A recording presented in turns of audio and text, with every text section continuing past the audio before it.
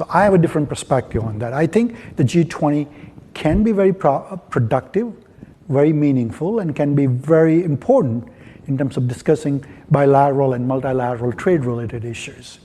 So what we've seen is going from very open global trade, multilateral trade agreements to almost very restrictive bilateral trade. So I think the G20 can have an honest conversation in terms of how do we all come together, continue to foster the global growth, and still respect the national interest for developed and advanced economy. And what we see is that market is looking for some sort of a stability. Market doesn't like uncertainty, nor does the global trade.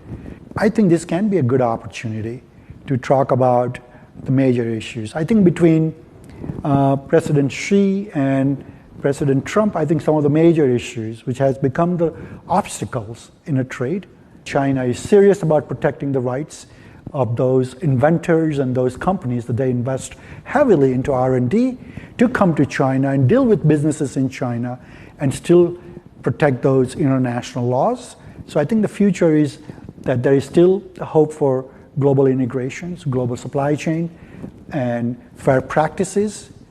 I think there's a lot more conversation needs to occur where the countries will then create the transparency, trust-based policies and procedures to ensure that every citizen's and economic interests of companies across the board in each country are protected